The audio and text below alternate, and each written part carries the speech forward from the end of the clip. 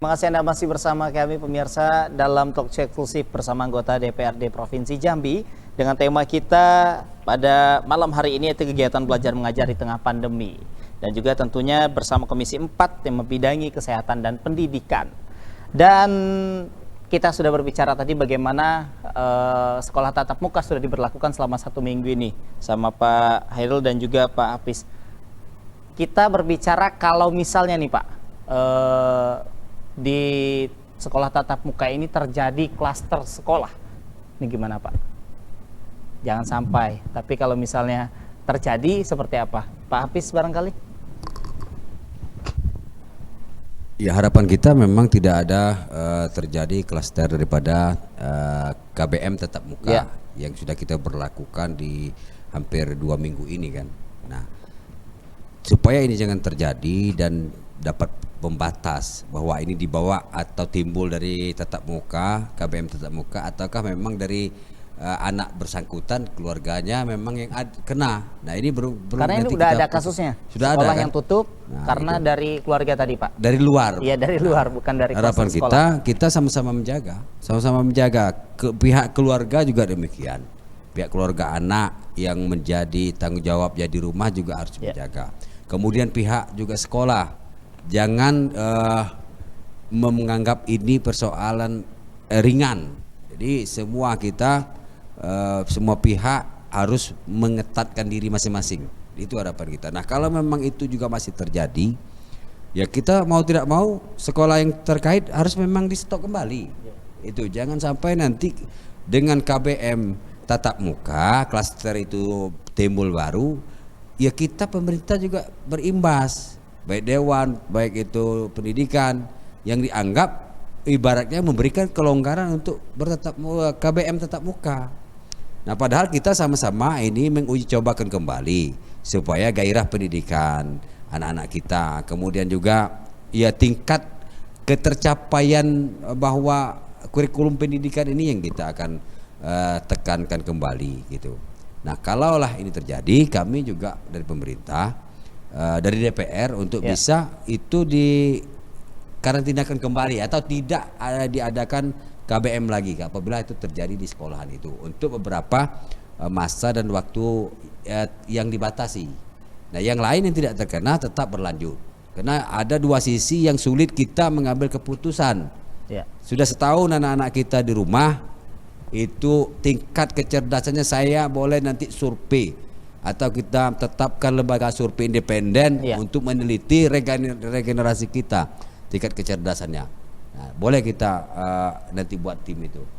Nah, di sisi lain pandemik ini juga ya tidak bisa kita abaikan gitu. Kalau semua kita dari anak-anak terjangkit, itu juga lebih fatal lagi. Nah, ini dua sisi inilah yang akan kita ketatkan untuk bisa dikawal bersama. Orang tua berkewajiban, jangan nanti ya kita dibawa dari luar sekolah melalui keluarga, melalui sahabat-sahabat di luar sekolah masuk ke sekolahan membawa virus itu ke sekolahan. Ini sama-sama menjaga. Mau tidak mau diwajibkan sama-sama menjaga. Itu saran daripada kita selaku perwakilan. Iya, untuk yang dilakukan sekolah ini kan Pak ada beberapa shift. Jadi 2 hari ini sekolah, 2 hari libur. Nah, apakah tingkat keefektivitasan terhadap pembelajaran tatap muka untuk anak ini seperti apa? Karena saya pernah menjadi juga guru, tetap belum efektif tentang sip-sipan ini. Nah, tetapi ya daripada tidak di sama rumah, sekali, Pak, ya? daripada ya anak hari ini tidak tahu haluan pendidikannya kalau di rumah itu seperti apa. Yang tingkat ketercapaian baik itu misalnya beban daripada KBM mereka, kurikulum mereka yang harus tercapai kan tidak ada standar nanti kalau di online. Walaupun kita lihat di situ online ada tugas, ada anak misalnya kalau tugas mengaji dia mengaji depan HP-nya gitu didengar oleh gurunya. Ya, tetapi itu juga saya anggap belum efektif gitu. Nah, tetapi ya sama dari pilihan itu pasti pilihan daripada tidak sama sekali. Nah, lebih baik itu upaya yang kita lakukan gitu hari ini. Ya, baik. Untuk himbauan sendiri Pak untuk orang tua terkait tatap muka di masa pandemi ini seperti apa? Nah, imbauan kita kepada orang tua, pertama memang anak dibekali dari rumahnya terkait prokes, itu masker ya, hand sanitizer ya, Iya. harus disediakan. Nah kemudian cara kalau dia SD atau SMP pola mengantar anak gitu, memang sudah ditetapkan di sekolah itu prokesnya, jarak mengantar anak, Iya. jarak menjemput anak itu harus juga dipatuhi.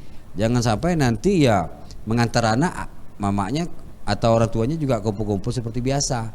Ini harus kita sendiri, dimulai diri kita sendirilah gitu, supaya ya mudah-mudahan kita tidak ada lagi timbul klaster sekolah. Kami juga dari perwakilan tidak ingin mendengar itu. Nah, ini yang kita tekankan kepada wali murid atau orang tua murid yang mengantar anaknya. Atau memang kita sama-sama mengontrol anak kita setelah pulang sekolah untuk bisa sampai di rumah, tidak juga kemana-mana. Nah ini, dan juga orang tua harus buat peraturan kalau mau tatap muka, anak harus yang dilakukan ini, pulang tepat waktu, pergi tepat waktu, gitu, tidak kemana-mana. Ini yang harus kita kontrol bersama. Tidak sanggup pemerintah mengontrol anak-anak kita, tidak sanggup, pasti bersama orang tua. Nah, ini yang Karena kita ada himbau. di orang tua juga terhadap anak, Iya, Pak ya, tidak terhadap semuanya anaknya. untuk pemerintah di sekolah. Oke, baik.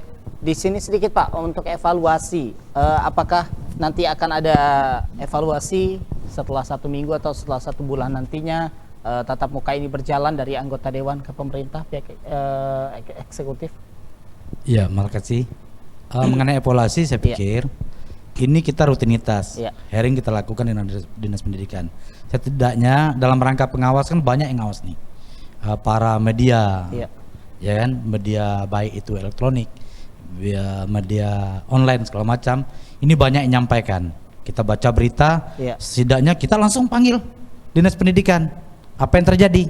Jadi evaluasi tidak kita rutinitas kita 1 minggu sekali atau 2 minggu ke depan, 3 minggu ke depan, tidak. Iya. Pada saat kita dengar ada persoalan, tentu kami dari Komisi 4 konsen betul tentang dunia pendidikan. Yang di era pandemi ini kita berharap semua anak-anak kita bisa bersekolah dengan sehat dan menerima pelajaran dengan baik. Ini harapan kita, sehingga apa yang menjadi kendala waktu di sekolah dan di dunia pendidikan kita itu konsen betul kami, artinya kekurangan-kekurangan itu menjadi pemikiran kita bersama dan anggota DPR di Komisi 4 itu. Ya, berarti nanti ini dialog bakal ada segmen versi keduanya lagi. Harusnya ada OPD di sini Pak ya. Kalau ini sharing kita antara anggota dewan dengan masyarakat pemirsa Jambi TV di rumah. Besok berarti harus ada versi kedua yang harus ada OPD-nya Pak. Siap. Artinya kami dari Komisi 4 membuka pintu untuk dalam rangka kita mengupas tuntas persoalan pendidikan di era pandemi ini. Komisi 4 siap diundang, kalaupun nanti ketua komisi berhalangan, anggota yang lain banyak. Iya, Di samping itu kita berharap Dinas Pendidikan dan Dinas Kesehatan diundang hadir dalam rangka membuka pikiran masyarakat kita untuk menyekolahkan anaknya dalam rangka pandemi ini. Ya, baik. Sedikit Pak tadi ketinggalan juga bahwa ada refocusing anggaran untuk bantuan sosial segala macam itu tadi. Nah, apakah nanti ada dari pemerintah provinsi sendiri refocusingnya untuk vaksinasi, Pak? Ya, sampai sejauh ini saya melihat dan kebetulan saya kemarin dapat undangan dari Jambi TV, saya langsung kontak Dinas Pendidikan. Apakah vaksin ini yang diberita-beritakan di media bahwa kita bayar? Jawaban dia, ini tidak kita bayar, ini melalui APBN. Bahwa hari ini memang betul ada beberapa elemen yang telah diselesaikan vaksinasi, tapi untuk para pejabat memang sebagian yang baru divaksin, sebagiannya belum. Insya Allah dalam waktu dekat akan semuanya akan divaksin. Ini anggota dewan semuanya udah divaksin belum Pak? Belum. 10% pun belum. Berapa orang saja yang baru divaksin ya. Ya, baik. Dan Pak Apis, barangkali harapan Bapak ke depan terkait penanganan kasus COVID-19 di Provinsi Jambi, baik dari kesehatan untuk masyarakat, pendidikan, semuanya silakan. Ya, harapan kita menghadapi pandemi ini bagaimana dimulai dari kehidupan rumah tangga, kemudian pemerintah desa, pemerintah kecamatan, pemerintah kabupaten dan provinsi untuk bisa menghadapi wabah ini, mengantisipasi wabah ini bersama-sama.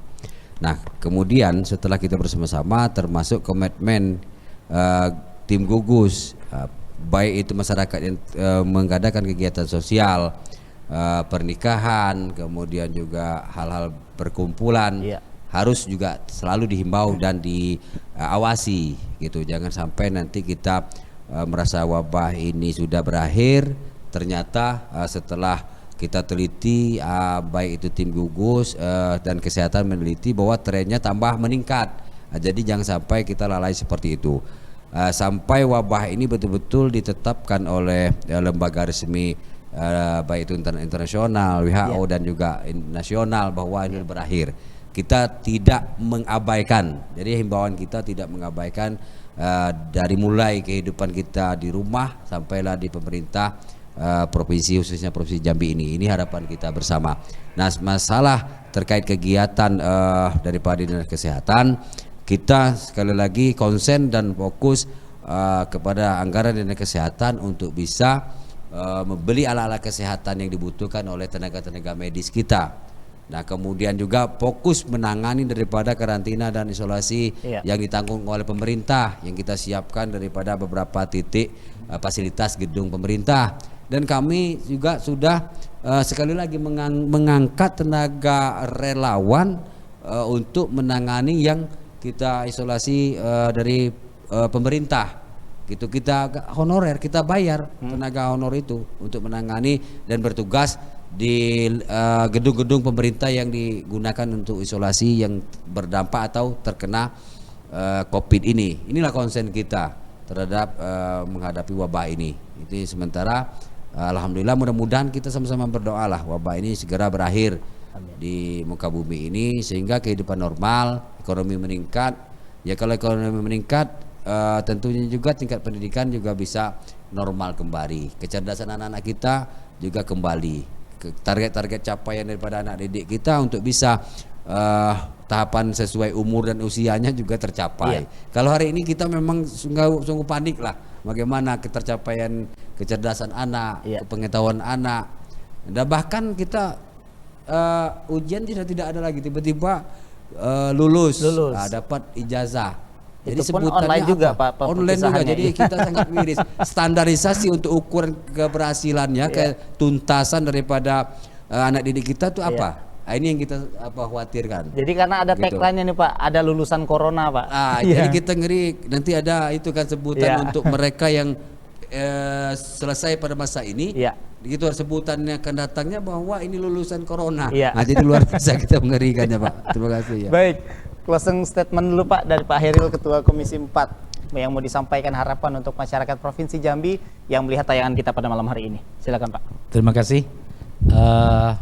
Pertama, buat Jambi TV, jangan henti-henti untuk menyiarkan tentang persoalan COVID ini di tengah masyarakat tanpa corong media ini.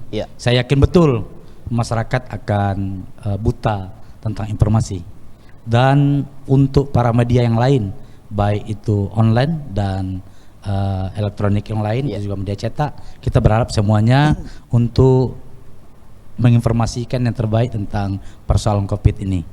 Bagi dunia pendidikan, saya berharap jangan henti-hentinya para guru, para kepala sekolah, para pengawas, sekali lagi ini dunianya ya, memang kita harus menerima kenyataan yang pada saat seperti sekarang ini. Tentu di sana sini pasti ada mempunyai kekurangan. Terkadang orang tua yang tidak sepakat anaknya untuk masuk sekolah, yang mungkin protokol COVID tidak dianggap dia tidak jalan di sekolah, kadang melabrak aturan-aturan sekolah. Saya berharap sekali lagi dengan tabah dan sabar, kita yakin semuanya kita serahkan kepada yang satu.